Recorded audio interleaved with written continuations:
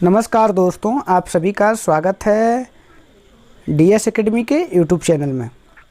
दोस्तों, daily current affairs series में आज 20 जून 2020 का करंट अफेयर्स लेकर उपस्थित हुआ हूं। आप लोग पूरा का पूरा वीडियो देखिए और अगर आपको जानकारी अच्छी लगती है तो लाइक कीजिएगा, शेयर कीजिएगा, कमेंट कीजिएगा और सब्सक्राइब करना नहीं भूलिएगा। तो दोस्तों, कुछ तकनीकी खराबी के कारण वीडियो अपलोड नहीं हो पा रहे थे, इसके लिए खेद व्यक्त करते हैं। आपको डेली वीडियो अपलोड मिल जाया करेंगे, इसके लिए नोटिफिकेशन बेल आइकन को प्रेस ज़रूर करें। तो चलिए, ज़्यादा देर न करते हुए हम लोग चलते हैं आज के टॉपिक पे। तो केयर्न सर्किल। दोस्तों, हम लोग एक एक करके जितने भी टॉपिक हैं, जितने भी फैक्ट हैं, सबको देखेंगे। तो ये है केयर्न सर्किल। तो दोस्तों, केयर्न सर्किल क्या है? तो ये मेगालिथ एक बड़ा प्रागैतिक पत्थर है जिसका उपयोग संरचना या स्मारक बनाने के लिए किया गया है, या तो अकेले या अन्य पत्थरों के साथ में किया गया है, लेकिन किया गया है। केयर्न सर्किल जो है एक मेगालिथ एक बड़ा प्रागैतिहासिक पत्थर है जिसका उपयोग संरचना या स्मारक बनाने के लिए किया गया है, या तो अकेले या अन्य पत्थरों के साथ में। तो दोस्तों, केयर्न सर्किल जो है एक प्रागैतिक पत्थर की पंक्ति है जो समांतर मेगालिथिक खड़े पत्थरों की एक रैखिक व्यवस्था है। हालांकि पुरातत्व विभाग चेन्नई ने तमिलनाडु के कोडुमनाल खुदाई स्थल से 250 केयर्न सर्किल की पहचान की है। यह पहली बार है कि साइट से 10 बर्तन और कटोरे की खोज की गई है। सामान्य 3 या 4 बर्तन के बजाय 3 कक्षीय दफन शिष्ट के बाहर और केयर्न सर्कल के अंदर रखा गया। अधिक संख्या और बोल्डर के बड़े आकार से पता चलता है कि कब्र एक ग्राम प्रधान या समुदाय के प्रमुख की हो सकती है। तो दोस्तों, साइट से प्राप्त निष्कर्षों में एक जानवर की खोपड़ी, मोती और तांबे के गलाने वाली इकाइयाँ, एक कार्यशाला की मिट्टी की दीवारें, कुम्हार और तमिल ब्राह्मी लिपि शामिल हैं। और इसके अन्य प्रकार के मेगालिथ हैं। इसके बारे में अगर हम बात करें तो डोलेमेनाइड शिस्ट, बॉक्स के आकार का पत्थर दफन कक्ष और कैप स्टोन्स, विशिष्ट मशरूम के आकार का दफन कक्ष मुख्य रूप से केरल में पाया जाता है। तो देखते हैं कोडुमनाल। कोडुमनाल के बारे में अगर हम लोग बात करें तो कोडुमनाल जो है तमिलनाडु के ईरोड ज़िले में स्थित एक गांव है।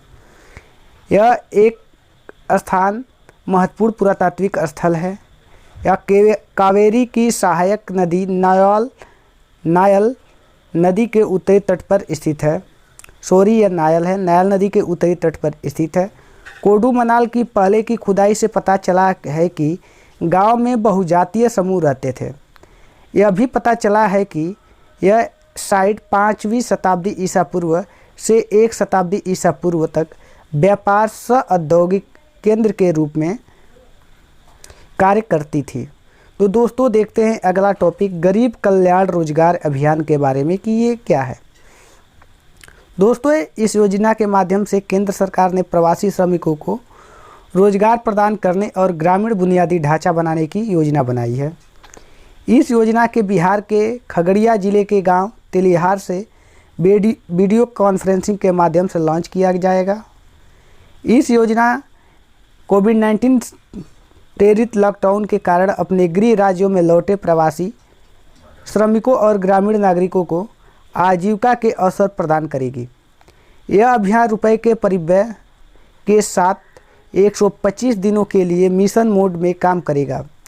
50,000 करोड़ रुपए अभियान के लिए 6 राज्यों बिहार, उत्तर प्रदेश, मध्य प्रदेश, राजस्थान, झारखंड, उड़ीसा, जहां अधिकतम प्रवासी श्रमिक वापस आ चुके हैं, कुल 116 जिले चुने गए हैं। जिन जिलों में 25,000 प्रवासी लौटे हैं उन्हें इस कार्यक्रम के लिए चुना गया है। दोस्तों, इसमें 25 विभिन्न प्रकार के कार्यों का गहन और केंद्रित कार्यान्वयन शामिल होगा, जिसमें शामिल है तो पहला जो कार्य है वो कुओं का निर्माण करना, दूसरा है वृक्षारोपण और बागवानी करना, और तीसरा है आंगनवाड़ी केंद्र और चौथा है ग्रामीण आवास के है, और पाँचवा है ग्रामीण संपर्क और सीमा सड़क कार्य, और छठवां है रेलवे काम करता है। श्याम प्रसाद मुखर्जी रूरल मिशन और पीएम कुसुम ने किया काम। भारत नेट के तहत फाइबर ऑप्टिकल केबल बिछाना, जल जीवन मिशन के तहत काम करना, ये सारे शामिल हैं। इसके अलावा कार्यकर्ता 6 राज्यों में ग्राम पंचायत भवन और आंगनबाड़ी केंद्र, राष्ट्रीय राजमार्ग कार्य, रेलवे कार्य और जल संरक्षण परियोजनाएं बनाने में मदद करेंगे। और 12 विभिन्न मंत्रालय विभाग अर्थात ग्रामीण विकास, पंचायती राज, सड़क परिवहन, राजमार्ग, खान, पेयजल और स्वच्छता, पर्यावरण, रेलवे आदि योजना के कार्यान्वयन के लिए समन्वय करेंगे। गांव इस कार्यक्रम में कॉमन सर्विस सेंटर CSCS और कृषि विज्ञान केंद्र KVK के माध्यम से शामिल होंगे, जो महामारी के मद्देनज़र सामाजिक भेद के मानदंडों को बनाए रखेंगे। देखते हैं सार्वजनिक सेवा केंद्रों को। तो सामान्य सेवा केंद्र राष्ट्रीय ई-गवर्नेंस योजना NEGP का एक रणनीतिक आधारशिला है। राष्ट्रीय सामान्य न्यूनतम कार्यक्रम के तहत बड़े पैमानों पर ई-गवर्नेंस की शुरुआत करने के लिए मई 2006 में इसे मंजूरी दी गई थी। इसका उद्देश्य ई-गवर्नेंस शिक्षा, स्वास्थ्य, टेलीमेडिसिन, मनोरंजन के साथ साथ अन्य निजी सेवाओं के क्षेत्रों में उच्च गुणवत्ता और लागत प्रभावी वीडियो, आवाज़ और डेटा सामग्री और सेवाएं प्रदान करना है। CSCS का एक आकर्षण यह है कि यह ग्रामीण क्षेत्रों में वेब सक्षम ई-गवर्नेंस सेवाएं प्रदान करता है, जिसमें आवेदन पत्र, प्रमाण पत्र, बिजली, टेलीफोन, पानी के बिल जैसे उपयोगिता भुगतान शामिल हैं। देखते हैं कृषि विज्ञान केंद्र। दोस्तों, यह राष्ट्रीय कृषि अनुसंधान प्रणाली NARS का एक अभिन्न अंग है। इसमें वैज्ञानिक, तकनीकी कर्मचारी, प्रशासन सहायक कर्मचारी और सहायक कर्मचारी शामिल हैं। पहला KVK 1974 के पुडुचेरी में स्थापित किया गया था। तो हमारे एग्ज़ाम से ये इम्पोर्टेंट हो जाता है कि पहला KVK 1974 पुडुचेरी में स्थापित किया गया था। KVK गुणवत्ता वाले तकनीकी उत्पादों, बीज, रोपण सामग्री, जैव एजेंट और पशुधन का भी उत्पादन करते हैं और इसे किसानों को उपलब्ध कराते हैं। KVK योजना भारत सरकार द्वारा 100% वित्त पोषित है। जो KVK योजना है भारत सरकार द्वारा 100% वित्त पोषित है। देखते हैं राज्यसभा चुनाव के बारे में। तो दोस्तों, आप लोगों को पता ही होगा कि राज्यसभा एक अस्थायी सदन है और विघटन के अधीन नहीं है, और हालांकि राज्यसभा के 1/3 सदस्य हर दूसरे वर्ष द्विवार्षिक के बाद सेवानिवृत्त होते हैं। एक सदस्य जो पूर्ण कार्यकाल के लिए चुना जाता है वह 6 साल की अवधि के लिए कार्य करता है। कार्यालय के अपने कार्यकाल की समाप्ति पर किसी सदस्य के सेवानिवृत्त होने से अन्यथा उत्पन्न होने वाले निर्वाचन को उपचुनाव कहा जाता है। उपचुनाव में चुने गए सदस्य शेष सदस्य के लिए एक सदस्य बने रहते हैं, जिन्होंने 10वीं अनुसूची के तहत सदन का सदस्य बनने के लिए इस्तीफा दिया या मर गया या अयोग्य घोषित कर दिया गया हो। तो देखते हैं RS पोल्स में वोटिंग के तरीके। दोस्तों, RS पोल्स में वोटिंग के तरीके अगर देखें हम, तो पहला है सिग्नल ट्रांसफरेबल वोट। तो दोस्तों, इस पद्धति में एक उम्मीदवार के लिए मतदान के बजाय एक मतदाता अपनी पसंद के अनुसार सभी उम्मीदवारों को रैंक करता है। खाली सीटों से अधिक उम्मीदवार होने पर ही मतदान होता है। इस विधि से किसी राज्य में बहुमत वाली पार्टी के खिलाफ उम्मीदवारों का चुनाव होगा। Cross voting. दोस्तों, क्रॉस वोटिंग उसे कहते हैं देर से 90 के दशक के दौरान विधायक नियमित रूप से अपनी पार्टी के उम्मीदवार क्रॉस वोट के खिलाफ वोट करने के लिए अस्वस्थ थे। 2006 में सर्वोच्च न्यायालय ने माना कि क्रॉस वोटिंग की प्रथा जो है वो दल बदल विरोधी कानून के तहत दंड को आकर्षित नहीं किया जाएगा, जिसने क्रॉस वोटिंग के अभ्यास को और बढ़ावा दिया। तो देखते हैं ओपन बैलेट। तो दोस्तों, क्रॉस वोटिंग श्राद्ध को ख़त्म करने के लिए SB चौहान 1999 की अध्यक्षता वाली एक राज्यसभा समिति ने ऊपरी सदन के चुनावों में खुले मतपत्रों द्वारा मतदान के विचार को व्यक्त किया था। तो संसद ने 2003 में एक कानून पारित किया कि जिसमें राज्यसभा चुनाव में मतदान से पहले विधायकों को अपनी पार्टी को अपना वोट दिखाने की आवश्यकता थी। लेकिन न तो कानून ने विधायकों को क्रॉस वोटिंग से रोका और न ही इससे बड़े धन के प्रभाव को रोका जा सका। खुले मतदान मतों को अमान्य करने के लिए कानूनी और तकनीकी आधार पर प्रदान करता है। पोस्टल बैलेट के बारे में अगर हम बात करें, यह दुर्लभ परिस्थितियों में RS मतदान डाक मतपत्रों द्वारा इस शर्त के अधीन किया जा सकता है कि 1961 नियमों के नियम जो हैं 68 चुनाव नियमों का आचरण 1961 के तहत एक अधिसूचना नामांकन वापस लेने की अंतिम तिथि से पहले की जाती है। तो आगे देखते हैं एशियाई विकास आउटलुक ADO के बारे में। तो दोस्तों, एशियाई विकास बैंक द्वारा जारी की गई रिपोर्ट एशियाई विकास आउटलुक ADO है। ADO एशिया में विकासशील देशों में आर्थिक और विकास के मुद्दों का विश्लेषण करता है। इसमें चीन और भारत सहित पूरे क्षेत्र की मुद्रास्फीति विकास दर का पूर्वानुमान शामिल है। दोस्तों, देखते हैं हालिया रिपोर्ट की मुख्य विशेषताएं इस प्रकार हैं कि रिपोर्ट के अनुसार भारतीय अर्थव्यवस्था का चालू वित्त वर्ष 2020-2021 के दौरान 4% तक अनुबंधित होने की उम्मीद है। इससे पहले अप्रैल 2020 में ADB ने भारत की अर्थव्यवस्था को 2020-2021 में 4% बढ़ने का अनुमान लगाया था। रिपोर्ट में यह भी बताया गया है कि वित्त वर्ष 2019-2020 की आखिरी तिमाही जनवरी मार्च में भारत की GDP की दर जो है घटकर 3.1% रह गई। यह 2003 की शुरुआत के बाद सबसे धीमी है। विकासशील एशिया में 40 से अधिक देशों का एक समूह है जिसमें भारत भी शामिल है जो ADB के सदस्य हैं। विकासशील एशिया का विकास जो है 0.1% के आसपास होने की उम्मीद है। यह अप्रैल 2020 में 2.2% पूर्वानुमान से नीचे है और 1961 के बाद इस क्षेत्र के लिए सबसे धीमी वृद्धि होगी।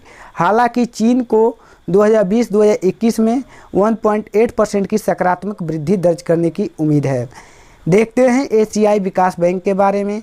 तो जो ADB 1966 में स्थापित एक क्षेत्रीय विकास बैंक है। इसके 68 सदस्य हैं। भारत एक संस्थापक सदस्य है। जापान ADB में शेयरों का सबसे बड़ा अनुपात संयुक्त राज्य अमेरिका द्वारा पीछा किया जाता है। इसका उद्देश्य एशिया और प्रशांत क्षेत्र में सामाजिक और आर्थिक विकास को बढ़ावा देना है। इसका मुख्यालय जो है मनीला फिलीपींस में है। समायोजित सर्कल राजस्व AGR के बारे में अगर हम बात करें तो समायोजित सर्कल राजस्व AGR दूरसंचार विभाग DOT द्वारा चार्ज किए जाने वाले उपयोग और लाइसेंस शुल्क है। यह स्पेक्ट्रम उपयोग शुल्क और लाइसेंसिंग शुल्क में विभाजित है, क्रमशः 3 से 5% और 8% के बीच आकी गई है। DOT के अनुसार शुल्क की गणना एक टेल्को द्वारा अर्जित सभी राजस्व के आधार पर की जाती है, जिसमें गैर दूरसंचार संबंधित स्रोत जैसे कि जमा ब्याज संपत्ति की बिक्री शामिल है। टेल्को अपनी ओर से जोर देकर कहते हैं कि AGR में केवल दूरसंचार सेवाएं से उत्पन्न राजस्व शामिल होना चाहिए। AGR पर फैसला। दोस्तों, अक्टूबर 2019 में सुप्रीम कोर्ट ने AGR पर एक फैसला जारी किया कि इसका उपयोग लाइसेंस शुल्क और स्पेक्ट्रम शुल्क जैसे सरकारी बकायों की गणना के लिए किया जाएगा। सर्वोच्च न्यायालय ने समायोजित सर्कल राजस्व AGR गणना की परिभाषा को दूरसंचार विभाग द्वारा निर्धारित की गई सीमा के अनुसार बरकरार रखा। इसका मतलब है कि दूरसंचार कंपनियों को सरकार को 92,642 करोड़ रुपए का भुगतान करना होगा। दूरसंचार विभाग DOT ने गैस उपयोगिता गेल इंडिया लिमिटेड, बिजली transmission firm power grid, oil India limited, Delhi metro अन्य से पिछले बकायों में 4 लाख करोड़ रुपए की मांग की थी। राज्य के स्वामित्व वाली फर्मों ने मांग को चुनौती दी, कहा कि दूरसंचार उनका मुख्य व्यवसाय नहीं था और ISP जैसे लाइसेंस से राजस्व उनके राजस्व का एक बड़ा हिस्सा था। हाल ही में सरकार ने सुप्रीम कोर्ट को सूचित किया कि DOT ने गेल जैसे गैर टेलीकॉम सार्वजनिक उपक्रमों के खिलाफ उठाए गए AGR से संबंधित बकाया के लिए 4 लाख करोड़ रुपए की मांग का 96% वापस लेने का फैसला किया। देखते हैं UNSC के गैर अस्थायी सदस्यों के लिए चुनाव। दोस्तों, हाल ही में भारत और नॉर्वे, आयरलैंड, मेक्सिको और केन्या को 1 जनवरी 2021 से शुरू होने वाले 2 साल के कार्यकाल के लिए UNSC के गैर अस्थायी सदस्यों के रूप में चुना गया था। दोस्तों, परिषद की अध्यक्षता प्रत्येक सदस्य द्वारा 1 महीने के लिए बारी बारी से की जाती है। सदस्य के अंग्रेजी वर्णानुक्रम अनुसार इन नामों का उल्लेख किया जाता है। भारत 2021 में अगस्त महीने के लिए परिषद की घूर्णन अध्यक्षता करेगा। भारत 2022 में 1 महीने के लिए फिर से परिषद की अध्यक्षता करेगा। इससे पहले भारत ने 1950 से 1951 तक अध्यक्षता की, फिर उसके बाद 1967 से 1968 के बीच में अध्यक्षता की, फिर 1972 से 1973, फिर 1977 से 1978, फिर 1984 से 1985 और 1991 से 1992 और हाल ही में 2011 से 2012 के लिए चुने गए थे। संयुक्त राष्ट्र सुरक्षा परिषद, इसके बारे में अगर बात करें तो संयुक्त राष्ट्र चार्टर ने संयुक्त राष्ट्र सुरक्षा परिषद UNSC सहित संयुक्त राष्ट्र के 6 मुख्य अंगों की स्थापना की। UNSC को सुरक्षा परिषद में अंतर्राष्ट्रीय शांति और सुरक्षा बनाए रखने के लिए प्राथमिक जिम्मेदारी दी गई है, जो कि शांति को खतरा होने पर मिल सकती है। UNSC 15 सदस्यों से बना है। दोस्तों, 5 अस्थायी सदस्य चीन, फ्रांस, रूसी संघ, यूनाइटेड किंगडम और संयुक्त राज्य हैं। महासभा द्वारा 2 गैर अस्थायी सदस्यों के लिए 2 साल के कार्यकाल के लिए चुने गए हैं। प्रत्येक वर्ष महासभा 2 वर्ष के कार्यकाल के लिए 5 गैर अस्थायी सदस्यों मतलब कुल 10 में से का चुनाव करती है। 10 गैर अस्थायी सीटों के क्षेत्रीय आधार पर वितरित किया जाता है। अफ्रीका और एशियाई देशों के लिए 5, पूर्वी यूरोपीय देशों के लिए 1 और लैटिन अमेरिका और कैरिबियाई देशों के लिए 2 और पश्चिमी यूरोपीय और अन्य देशों के लिए 2 होते हैं। दोस्तों, मुझे उम्मीद है कि आपको ये जानकारी पसंद आई होगी। अगर आपको ये जानकारी पसंद आई तो आप लाइक कीजिए, कमेंट कीजिए और वीडियो को शेयर कीजिए। ऐसे ही जानकारी से आपको रूबरू कराते रहेंगे। तब तक के लिए धन्यवाद। फिर मिलते हैं अगले वीडियो में। Bye, see you.